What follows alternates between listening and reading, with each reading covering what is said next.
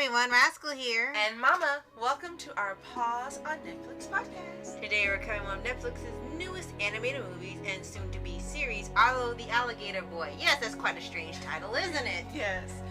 Now this recent release, Arlo is a half human and half alligator boy who learns he's from New York City. Of So course. he decides to leave his life in the swamp behind to find his long-lost father in the big city. Yeah, you've pretty much heard this before, haven't you? Before we start, be sure to like, subscribe, and notification will give us on future podcasts and more to pause videos. Absolutely. So we've seen the thumbnails and the advertising, of course, that is coming up. And so we put a remind me for when it came out. And we decided one night to go ahead and watch it while it's still new. Right. And we didn't know what to expect. Alligator Boy. Right. We didn't know what to expect. Right, it's like it could be anything. Right. When we saw the trailer, we were surprised, it didn't look bad. Now, it wasn't like with the Mitchells or some other things where it's like laugh out loud, hilarious, the whole thing, but you could tell there was some effort put into it. And it didn't look like it was going to be nonsense. Then we watched it, and it wasn't that at all. It wasn't like extremely high caliber like we thought it was going to be, but it wasn't a bad movie at all. There were lots of great things about it, from the animation, voice acting, songs, a lot of things. They had a really familiar story that, people know and pretty much, grew up with those types of movies with, journeying to the city, kind of like that first Muppet movie they did ever. I think what you're saying is you don't mean high caliber, you mean that it wasn't a real big production. Right. Like, I guess like Mitchell's versus the Machines. Right. It had its own enduring quality. Yes. And Arlo was, he was a little bit like, I think I've heard the comparison, he's a little bit like SpongeBob. He was really just happy about everything. I think they were supposed to be giving him a country bumpkin type of lovable character, personality, I should say. And you see his little backstory, and you still have a lot of questions before you find out later, well, how does he have an alligator? Right. Was his daddy an alligator and his mama a human? We've been watching Amy Wash all these things. Right. Through our Too many head. questions, yeah. Right. And then he gets adopted by Her name's Ida, I think. Yeah, Ida. that lives by herself, and she rears him and she loves him like her own son. It's very sweet. And then eventually she tells him, as if he doesn't already know, that I'm not your mom, and I have this here, and your dad lives in New York City. And of course, the first thing you think about, anyone who's seen Elf, that's the first thing you think Yes, about. it looks like it was inspired by that. Right. And so we were thinking, okay, is it going to be an adventure like he did, going across the Candy King forest and all of this? And this feel of swirly twirly gumdrops. Right. But it was fun in its own way. And it was endearing how he met all these people on his trek to New York City, that he developed these wonderful relationships with. The first one he meets is two people who are, they're obviously villains, and they tried to harm him. Right. And then this They call her Amazon girl, Yeah. Gigantress, I think that's what they call her. Yeah, a giantress. Yeah, I didn't even know that was a thing. Yeah. And she helps save him from these people that are trying to harm him and take him so he can be like, he can be sold.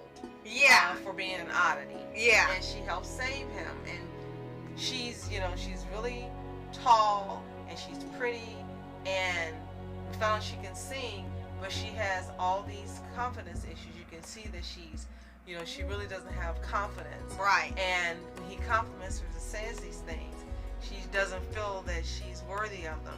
And then, like you said, like SpongeBob, each person that he meets, you see that he is like the Wizard of Oz, and he helps them find that thing that they're missing, Right. as part of themselves.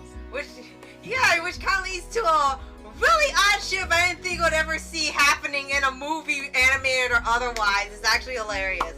And we also found out a little later on, they even showed on Netflix as a placeholder that Arlo's going to become a Netflix series called I Heart Arlo. So this whole movie is basically one big pilot movie to show off what the show's going to be about when it arrives on Netflix later on. So it's kind of like with Voltron, showing you one big movie. Right.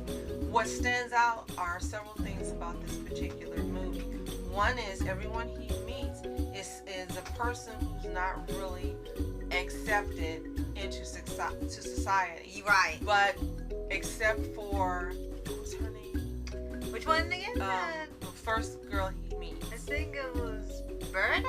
Yeah, Berta. Berta. Except for Berta, everyone else seems to have confidence, but again, they're lacking something else. Right. And so they all keep joining together, and on the little yellow brick road, I'm going to say, and they form their team, and they support each other and care about each other. And that's the first thing that stuck out. Right. And the second thing is that this particular movie is an LGBTQ spotlight. Right. And the majority of characters are. And the majority of voice actors who appear, including Jonathan Van Ness from Cry. Yes, we love. Yes, we love. It's a Felicia. Like, okay, that actually really fits. You can just listen to him all day. So it's wonderful if you take the time and read the page on Wikipedia about how the movie got made and the stars who were in it and the projects they worked on before and how this project was particularly developed to be, I should say, a tribute to the LGBTQ community. Right. And it's really nice to read how all of this comes about. And the casting really works. You can tell that in them voicing the characters, it all works together. Everyone fits. And you're going to end up finding your favorite characters. Of course, as we said, our favorite is the pink puff that Jonathan plays. And you're going to recognize some of the voices because we recognize Jonathan right away immediately. Yes. And you got Annie Potts from Ghostbusters. I know she's been in many things, but Ghostbusters is what we all really remember her for. It had Flea. Yes, from Red Hot Chili Peppers, and I was like, oh my gosh. And you're going to recognize more from shows that you watch that actually are doing some of the voices and characters. So it was a great project to put together. And Netflix, again, you know how much I love Netflix? Right. This is why Netflix is a wonderful service, because you have so many movies and projects that never would see the light of day if it weren't for Netflix, because they seem to give everyone an opportunity to show their talents, to present their projects, and knowing that there's an audience for everything they've got. Right. And that's generally how it really is. But so many major studios, so many major streaming services like Amazon and others will not give a lot of these projects the light of day, like Eddie in the Realms Eternal, and Heiston, and other shows that we really loved the pilots for that never got an opportunity or a chance to come out. They're holding the rights, and we'll never see these wonderful creations see the light of day. So thank you, Netflix, for this and so many other wonderful movies and shows you put on. So, what would you say was your favorite thing about this particular movie? Well, actually, it's two things. One would be the animation, because it's 2D and it looks like it's hand drawn, and he hadn't seen a movie like the 90s. Right. They really hadn't had a movie done like this in years. I don't think since Princess and the Frog. Whether you count Disney or not, people really don't do 2D anymore because it's a lot of effort if it's not just a TV show. So everyone just goes CGI and 3D or stop motion or whatever is easier. But they actually took the time and care into drawing everything so you can see every little emotion, and all the backgrounds and stuff is really beautifully animated. Everyone looks different from each other. It all really stands out. And the second part would be actually the songs, because this is partially a musical. Yes. But probably like a majority of the songs are really well done. Yes. And you can tell, like, you can either listen to it part of the movie or just on its own on the soundtrack. But a lot of the songs were actually really well done. The singers were very talented. The lyrics were fun. Even when they had the times when they got to the downer part of the movie, even that song stood out and was catchy. Every emotion that each song had was really well done. They were really professionally done. They all can stick out to you. Definitely. So yes, I would say I love the songs as well, because there wasn't one that we didn't like. And two, what I really loved about it were the characters themselves. Every character had a distinct personality. They were all different. They weren't cookie cutter. And again, the way that they all became this team they join together on their path to New York City. And I love the ending. Yes. And we don't want to spoil it for you. Yes, he finds his father, and that's all that we'll say.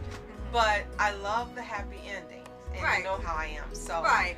And it's even funny because you mentioned that, and another thing that kind of stood out for the movie, the characters, that you kind of noticed there wasn't really any arcs other than Arlo's and Berta's which arcs. was fantastic. Right. And because it's a series, I guess that makes sense. So I guess they're saving everyone else's storylines for the TV show so they can branch out and do some world building. So they kept it simple, and you just finished 2 story arcs, and then that's it. So I think that worked better instead of shoving in a bunch of different things at once, and then the movie would feel overcrowded, but it didn't. Absolutely. You got all of the developments from those 2 characters and the storyline, and then you'll get the rest when you get the TV show. Right. Which is fine, because Definitely. you really find a lot of the characters endearing, and you actually get into a ship you didn't think you would ever see on TV ever. So we're not going to tell you a whole lot because we don't want to spoil the experience for you. Right. So if you have seen Arlo the Alligator Boy, let us know what you think in the comments below. And if you haven't, go to Netflix, give it a watch now. You're going to love it. And this is an excellent movie to watch for Pride Month. Yes.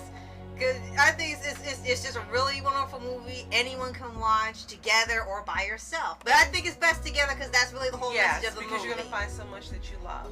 And it fits into Netflix's Representation Matters for different categories. Right. This is a wonderful tribute for that category. So if you haven't watched it, give it a try and let us know what you think again in the comments below. And be sure to like, subscribe, and click the notification bell to get updates on future podcasts and all the Paws videos. Absolutely.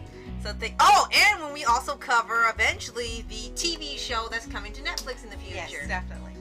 Thank you so much for watching. I'm Mask Entertainment. And I'm Mom Entertainment. Have a fantastic day. Peace.